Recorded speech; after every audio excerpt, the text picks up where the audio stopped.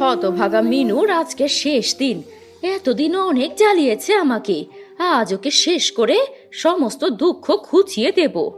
এই বলে মিনুর সৎমা মালতী একটা লাঠি নিয়ে আস্তে আস্তে এগিয়ে যায় মিনুর দিকে। মিনুর মাথায় লাঠি দিয়ে আঘাত করতে যাবে, ঠিক এই সময় মালতী, কি করছো এসব? তুমি আমার মেয়েটাকে আবার মারতে যাচ্ছিলে? না মানে আসলে বলো বলো মালতী, কেন তুমি আমার মেয়েটাকে মারতে চাইছো? তুমি আমাকে ভুল বুঝছো, আমি এমন কিছু করতে চাইনি। একদম মিথ্যে কথা বলবে না মালতী, আমি স্পষ্ট দেখতে পেয়েছি তুমি একটা লাঠি দিয়ে মিনুর মাথায় আঘাত করতে যাচ্ছিলে। যদি দেখেই থাকো তাহলে ঠিকই দেখেছো, আমি মিনুকে মারতেই গেছিলাম। এখন কি করবে করো। এই বলে মালতী আর এক মুহূর্ত দেরি না করে ওখান থেকে দ্রুত পায়ে হেঁটে চলে যায়।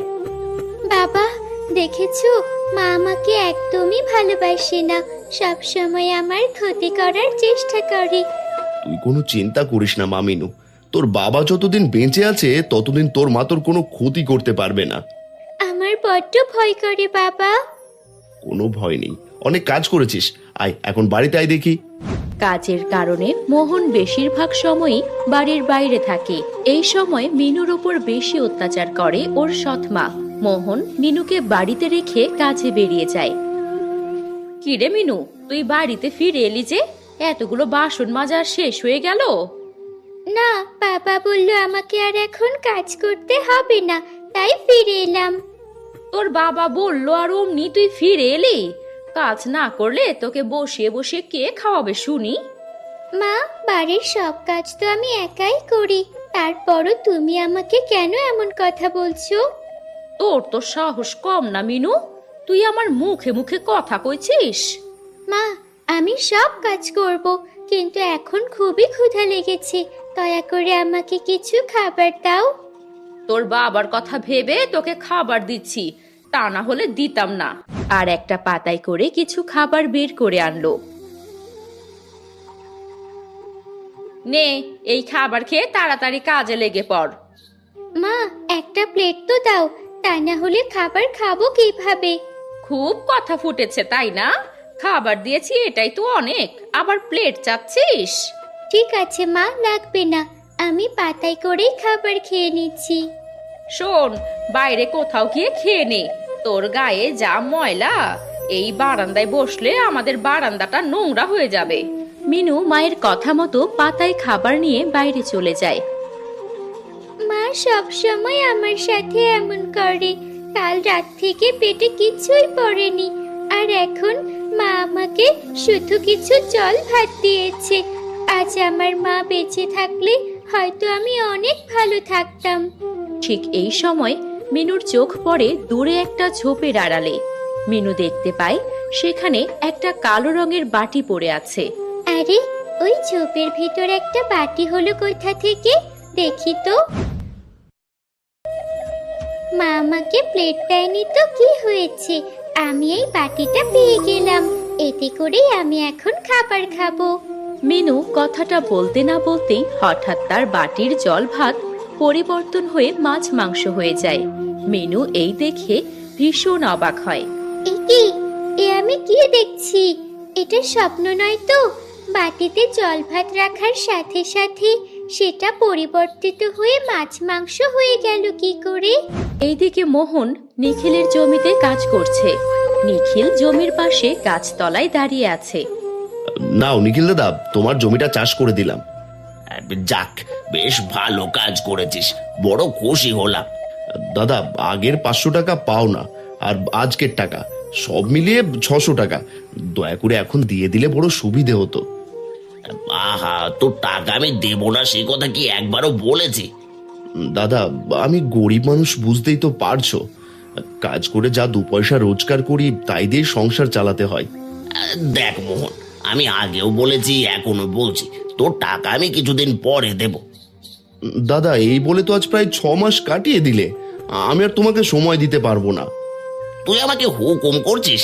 তোর টাকা আমি দেব না, তুই যা পারিস কর গিয়ে। এই বলে নিখিল চলে যায়। আর মোহন মাথা নিচু করে বাড়ির দিকে চলে আসে।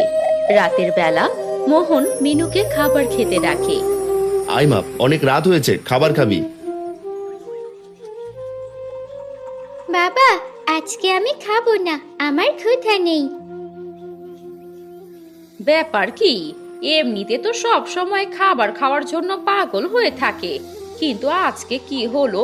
দুপুরে তো মাত্র অল্প কিছু জল ভাত দিলাম, কি হচ্ছে কিছুই তো বুঝতে পারছি না। রাতে খাবার দাবার খেয়ে মালতী আর মোহন ঘুমিয়ে পড়ে।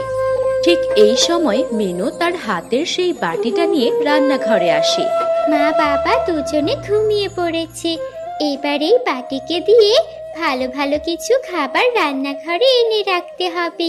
সকালবেলা এই খাবার দেখলে বাবা অনেক খুশি হবে। এই বলে মিনু বাটির ওপর হাত রাখতেই তাতে খাবার এসে যায়। এই দৃশ্য আড়াল থেকে দেখে ফেলে মালতী। তার মানে এই মিনু একটা আশ্চর্য বাটি পেয়েছে। কত বড় বজ্জাত মেয়ে, আমাকে কিছুই বললো না। ঠিক আছে, কালকে এর মজা দেখাচ্ছি। পরদিন খুব সকালে মিনু ঘুম থেকে ওঠার আগেই মালতী ওই বাটিটাকে চুরি করে নিয়ে বাইরে বের হয়ে যায়। এরপর একটা ঝোপের আড়ালে দাঁড়িয়ে বলে, হে আশ্চর্য বাটি, আমাকে ভালো ভালো মিঠাই এনে দাও। বলতে না বলতেই বাটি ভর্তি মিঠাই এসে যায়। এই দেখে মালতী ভীষণ অবাক হয়ে যায়। সত্যি তো, এই বাটির অনেক ক্ষমতা। কতদিন সুস্বাদু মিঠাই খাই না, আজকে মন ভরে খাবো। এই বলে মালতী বাটির মিঠাই খেতে শুরু করে, আর ঠিক তখনই তার সারা শরীর পুড়ে যাওয়ার মতো কালো হয়ে যায়। হায় হায়, এ আমার কি হয়ে গেল? এই বাটির মিঠাই খেয়ে তো আমার সারা শরীর কালো হয়ে গেছে। আমার এত সুন্দর রূপ লাবণ্য কোথায় গেল?